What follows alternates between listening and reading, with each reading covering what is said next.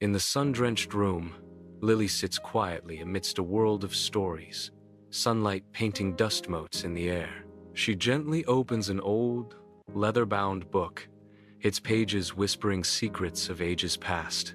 As she turns the page, a magical shimmer fills the room, blurring the line between reality and dreams. The room transforms, light bending and twisting as the story comes alive around her. In the dense, dark forest, a young girl named Red ventures deeper into the woods.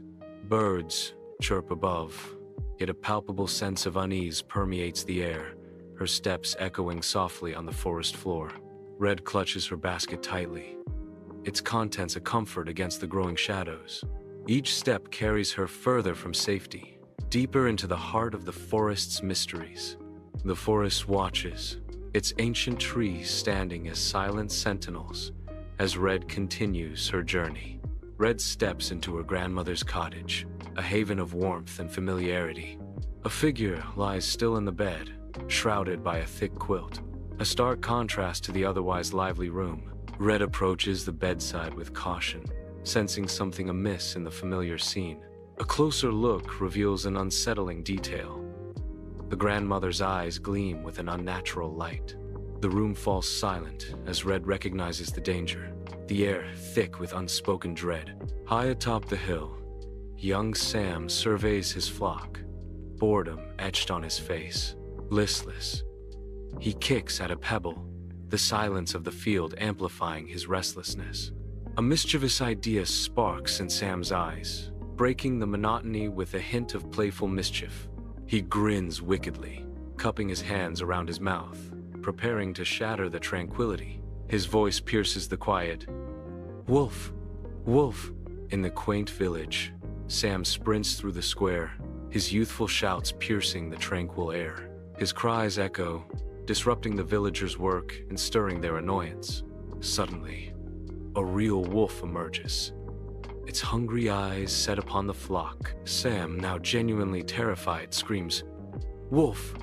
Wolf! Help! The wolf is attacking!" The villagers ignore his pleas, and Sam sits amidst the scattered remains of the flock, regret etched on his face. In the castle garden, Cinderella's face is smudged with dirt as she quietly tends to the flowers. Her stepsisters parade past, flaunting their fine dresses, their laughter echoing mockingly. Cinderella pauses, her eyes following them, a wistful expression crossing her face. She resumes her gardening, but her mind is far away, dreaming of attending the royal ball. The bright sunlight catches the dust motes dancing around her, a stark contrast to the opulence she imagines. Lost in her dreams, Cinderella smiles softly, a flicker of hope igniting in her heart despite her circumstances. In the grand castle ballroom, Cinderella, now transformed, floats in the arms of the prince. The ballroom dazzles with light, its opulence reflecting in Cinderella's joyous eyes. Music swells, enveloping them in a dreamlike dance, as Cinderella's happiness peaks. Suddenly, the ominous first chime of midnight pierces the enchanting atmosphere. Cinderella's expression shifts from pure joy to dawning panic as the clock strikes again. The magical night threatens to unravel with each echoing chime. Lost in the dense forest, Hansel and Gretel's faces reflect growing worry as shadows mock their every step. Abandoned to the mercy of the woods, their hope dwindles with each step into the unknown. Hansel, a flicker of determination in his eyes, secretly drops pebbles, a desperate attempt to guide them back from despair. Gretel glances around, her mounting fear palpable as the oppressive forest seems to close in around them. Each pebble dropped is a silent promise, a fragile lifeline against the encroaching darkness and their parents' betrayal. Yet, as shadows lengthen, even Hansel's small act of defiance seems a futile gesture against the forest's overwhelming dread.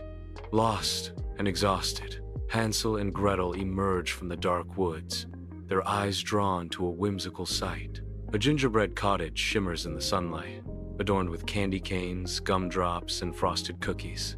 The air is thick with the saccharine aroma of sugar, promising delight.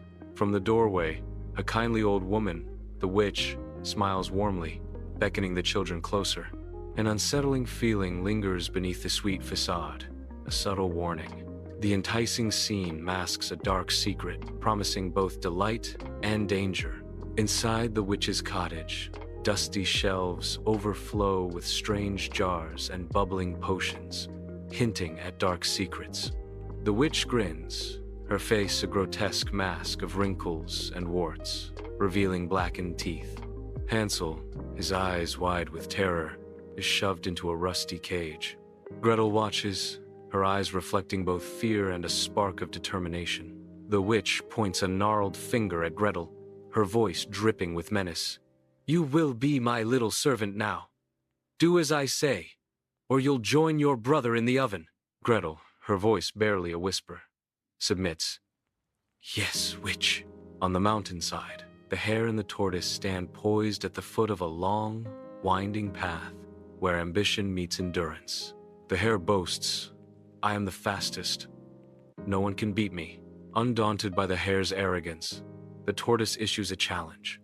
"I challenge you to a race." The hare laughs, retorting, "Ha, you race me? This will be the easiest victory of my life." The tortoise's weathered face remains unchanged, hinting at the unyielding determination beneath his shell. The starting gun fires, signaling the beginning of the race. The hare bursts forward, a white streak against the green, leaving the tortoise far behind. The tortoise plods along, its shell gleaming, a tiny speck in the distance compared to the hare. Smug, the hare glances back at its competitor, now barely visible. Confident of victory, the hare halts beneath a shady tree. The hare yawns, stretches, and curls up for a leisurely nap. Beneath the sun's relentless gaze, the tortoise persists, his determination unwavering. The hare slumbers, oblivious, as the tortoise's steady pace carries him forward. Unyielding, the tortoise advances, drawing closer to the oblivious hare. A surge of strength propels the tortoise as he approaches the finish line. Triumph. The tortoise crosses the finish line, sealing his victory. In the heart of the town square, a lion lies in serene slumber, soaking up the sun's golden rays.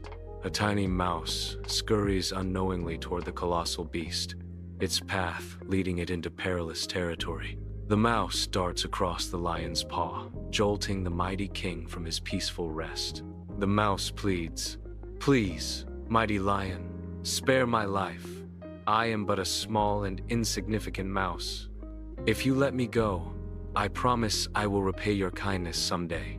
Deep within the jungle, the lion, ensnared in a hunter's net, unleashes a roar of fury and desperation. Hearing the lion's anguished cry, the tiny mouse, driven by courage, scurries towards the commotion. The mouse, with unwavering determination, begins to gnaw at the thick ropes of the net, a tiny hero against mighty odds.